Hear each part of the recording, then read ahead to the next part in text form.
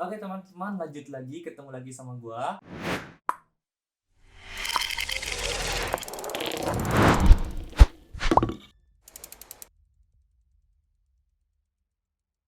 Hello guys, welcome back to BrainGate, and today's video I would like to share to all of you about pharmacy and also its life.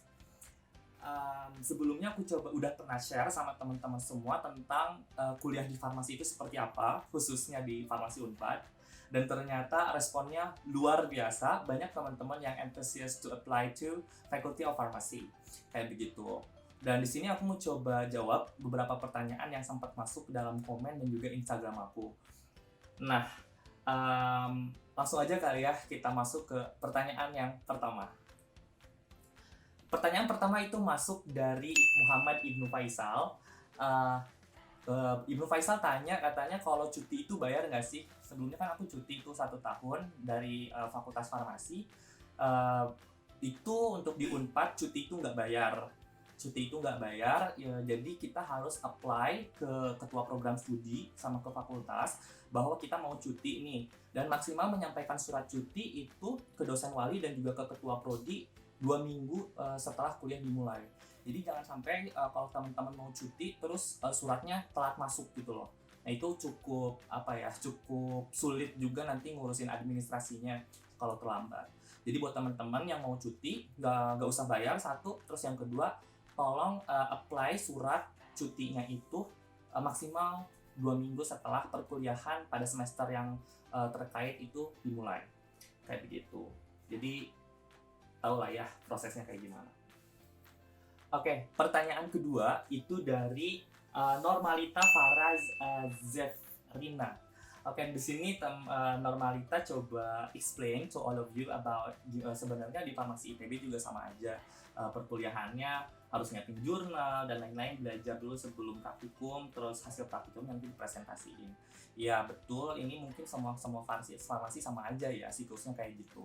Cuman satu lagi yang pengen aku tekenin, itu di farmasi Unpad praktikum kalian membuat metode sendiri. Jadi nggak ada modul praktikum kayak gitu. Jadi buat teman-teman yang waktu SMA-nya atau di SMK-nya itu belajar farmasi, mungkin kan modulnya udah ada ya. Jadi kalian tinggal ikutin aja petunjuk dari modul. Tapi kalau di farmasi, you have to apply, you have to propose your own method. Jadi kalian bikin sendiri metodenya, lalu cocokkan sama alat dan juga bahan yang tersedia di lab, baru nanti ada ACC dari dosen pengampu terkait kayak gitu. Setelah di ACC baru teman-teman bisa praktikum kayak gitu. Mungkin itu ya cukup beda. Jadi kita kayak ibaratnya udah mandiri untuk bikin metode praktikum sendiri kayak gitu. Terus pertanyaan yang ketiga itu ada dari Farah Mufidah. Farah Mufidah katanya, "Kak, tips belajar di jurusan farmasi dong Kak," katanya gitu. Jadi buat teman-teman semua yang belum tahu dunia farmasi itu seperti apa, sebenarnya farmasi itu sangat complicated karena ilmunya itu multidimensional. Pertama ada soal-soal hitungan gitu loh di departemen kimia gitu, kimia medisinal, analisis farmasi, itu soalnya hitungan-hitungan semua, dan teman-teman di sana perlu untuk menggunakan, kalau misalnya orang bilang otak kiri teman-teman gitu, untuk menganalisis, untuk menghitung, berpikir taktis. Nah itu di departemen analisis itu biasanya soal-soalnya seperti itu, hitungan. Tapi ada juga departemen yang dia tuh benar-benar menghafal, dimana teman-teman kalau nggak hafal ya nilainya nggak akan bagus gitu loh. Jadi benar-benar kunci untuk belajarnya adalah menghafal aja gitu loh. Nah ini mungkin challenge ya buat teman-teman yang mau apply ke farmasi, karena ada soal hitungan, ada juga soal yang benar-benar hafalan kayak gitu. Kalau tipsnya dari aku tuh belajar ya di kelas gitu loh. Belajar di kelas, pay attention to lecture, dan juga nanti setelah perkuliahan selesai, catatan kecil aku itu aku coba rapihin lagi di rumah. Sehingga di rumah itu kalau mau ujian, bacaan-bacaan yang akan dipakai untuk ujian itu aku tidak merasa asing gitu loh. Karena aku udah pernah belajar itu di kelas, terus I pay to my lecture gitu loh. Jadi nggak belajar dari awal ketika mau ujian itu, karena aku sudah mengenal, setidaknya saya mengenal gitu loh. Nah baru nanti ulas-ulas lagi, dan nggak boleh SKS kayak begitu. Dan paling penting adalah ketika mau ujian H-5 jam atau H-3 jam itu belajar sama teman-teman kayak gitu. Karena di pas belajar sama teman-teman tuh kalian punya referensi yang jauh lebih lengkap, di mana teman-teman ketika setelah membaca, menginterpretasikan data dan lain sebagainya itu pasti akan berbeda. Nah, di sini proses di mana teman-teman itu berdiskusi sama mahasiswa yang lain terkait dengan topik yang akan diujiankan kayak gitu. Jadi mungkin kalau dibikin list, pertama kita harus pay attention di kelas, terus yang kedua buat catatan yang rapi, terus yang ketiga jangan SKS, persiapkan ujian dengan baik, terus yang keempat jangan di dalam diri kalian jangan menganggap kalau gue cuma bisa hafalan doang, enggak, atau gue cuma bisa hitungan doang. Nah, di farmasi nggak bisa gitu, kalian harus bisa dua-duanya kalau emang mau sukses di farmasi kayak gitu. Gitu aja kali ya buat tips belajar jurusan farmasi. Lanjut ke pertanyaan yang selanjutnya, keempat, yaitu dari Shalala Shululu. Itu Kak, bahas buku-buku apa aja sih yang dipakai mahasiswa farmasi Unpad yang berbeda dari mahasiswa farmasi yang lain? Makasih Kak, katanya. Oke, kalau masalah buku farmasi, kayaknya hampir semua farmasi di Indonesia pakai referensi buku yang sama ya. Karena untuk ilmu-ilmu dasar biasanya belajar dari buku. Tapi kalau ilmunya udah advance, udah tingkat 3 atau 4, itu biasanya kita udah nggak pakai buku lagi, tapi merujuk kepada jurnal-jurnal hasil penelitian orang lain. Nah, kalau untuk buku-bukunya itu sendiri, kita biasanya pakai Pharmacope. Pharmacope itu seperti kamusnya anak farmasi tentang berbagai macam zat yang akan dipakai dalam dalam pembuatan obat kayak begitu.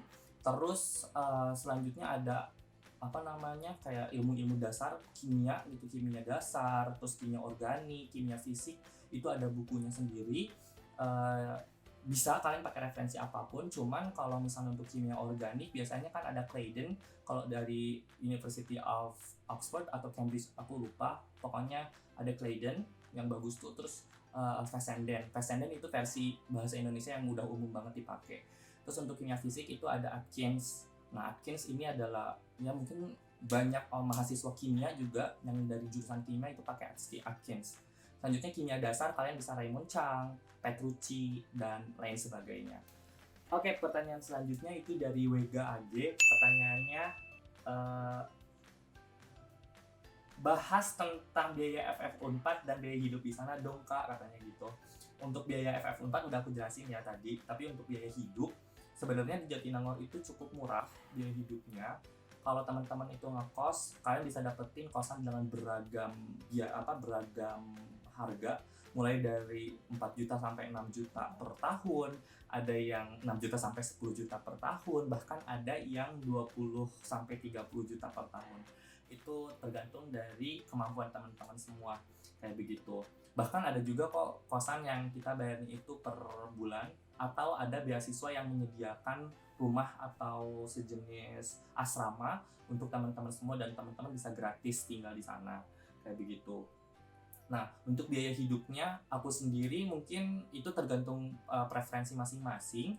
Kalau misalnya kalau mau hemat banget, kalian bisa belanja gitu ke supermarket, kayak beli sayuran atau bahan-bahan yang lain, dan kalian bisa masak gitu di kamar. Kalau misalnya diperbolehkan masak di kosannya kayak gitu, itu bisa sekitar 30.000 per hari atau 20.000 per hari. Atau teman-teman juga bisa beli temen nasinya kayak di warteg ya, atau misalnya di tempat makan yang lain, dan kalian bisa masak nasi sendiri, itu juga bisa lebih murah. Tapi kalau teman-teman mau hidup agak jauh lebih enak gitu mungkin ya, karena gue sibuk, gue banyak waktu, nggak punya banyak waktu dan lain sebagainya, kalian juga bisa kayak beli aja makan biasa dengan 50.000 per hari pun cukup kayak begitu. Itu balik lagi tadi tergantung preferensi dari teman-teman semua. Nah, terus untuk wifi, Unpad itu benar-benar ibaratnya wifi-nya kenceng banget.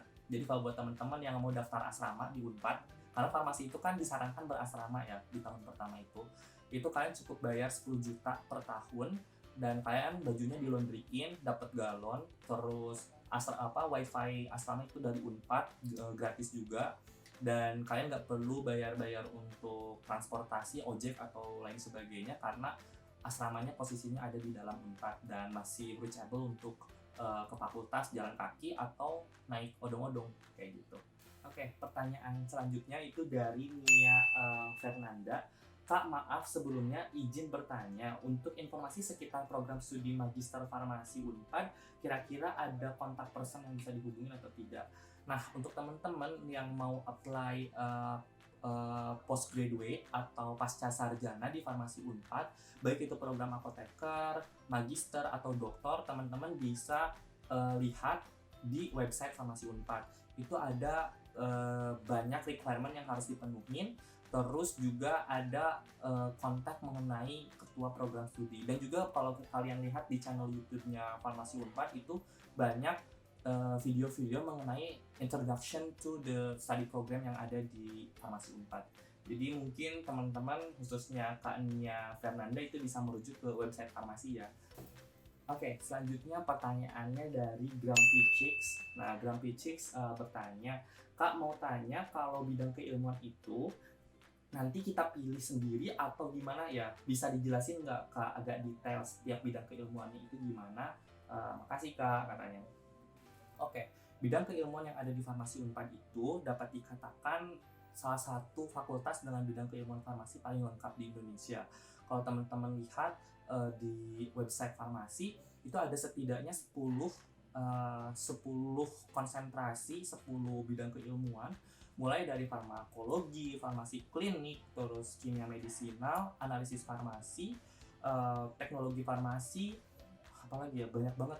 Ada radiofarmasi, farmakoekonomi, farmakoepidemiologi, biologi farmasi, herbal medicine, dan bioteknologi farmasi. Itu ada banyak banget. Kalian bisa pilih topik kekhususan itu berdasarkan mata kuliah pilihan yang akan teman-teman ambil mulai dari semester 5. Jadi setelah teman-teman masuk semester 5, itu kalian bisa pilih mata kuliah pilihan. Jadi ada mata kuliah yang wajib diambil, ada mata kuliah pilihan. Itu kalian opsional, kalian pilih aja mata kuliah sesuai dengan keinginan kalian. Saran saya, ketika kalian pengen dalemin suatu kajian di bidang farmasi, mulai dari semester 5 sampai semester 8, ambil mata kuliah yang benar-benar koheren. Mata kuliah yang benar-benar menunjang kekhususan atau keilmuan farmasi yang pengen teman-teman dalamin.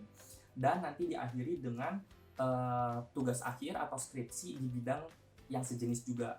Contoh, aku kan pengen berkarir di bidang kimia medisinal dan juga hal-hal yang berbau kimia di bidang farmasi.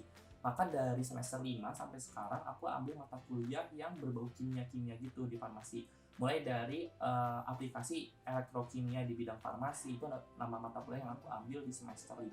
Pokoknya di semester 6 gue ambil juga mata kuliah yang berbau kimia farmasi kayak gitu. Dan nanti aku di skripsi sekarang juga ambil topik penelitian kimia medisinal, yaitu mengenai in silico atau pengujian secara komputasi, terus sintesis, dan juga in vitro study atau in vitro itu pengujian terhadap sel buatan terhadap asam asiatat, nama senyawa dari daun pegagan, untuk diuji aktivitas antiinflamasinya kayak begitu. Jadi benar-benar koheren mata kuliah yang aku ambil supaya nanti menunjang setelah lulus sarjana aku punya kepakaran sendiri kayak gitu. Lanjut pertanyaan dari Vanessa. Kak, kalau farmasi UI lebih unggul di bidang apa ya? Thanks a lot, Kak. Nah, untuk farmasi UI ini gue nggak terlalu banyak punya temen di farmasi UI, dan nggak terlalu banyak dengar cerita juga di farmasi UI itu seperti apa, sehingga gue nggak bisa compare apa perbedaan antara farmasi Unpad sama farmasi UI secara signifikan. Mungkin di video selanjutnya nanti gue bakal coba adain kayak sejenis talk show gitu ya, mungkin ngobrol bareng sama anak farmasi UI, dan nanti kita coba lihat apa sih sebenarnya perbedaan yang signifikan dari farmasi Unpad sama farmasi UI. Oke teman-teman, semua pertanyaan yang udah masuk di DM aku sama di YouTube udah aku jawab semuanya. Buat teman-teman jangan ragu sekali lagi untuk masuk farmasi Unpad selama teman-teman punya passion di bidang kimia atau di bidang biologi. Itu cocok banget buat kalian semua. Jadi untuk teman-teman yang pengen tahu lebih lanjut tentang farmasi, apapun pertanyaannya, langsung drop aja di bawah di komen atau DM gue langsung kayak gitu. Thanks a lot for your nice attention, and bye-bye.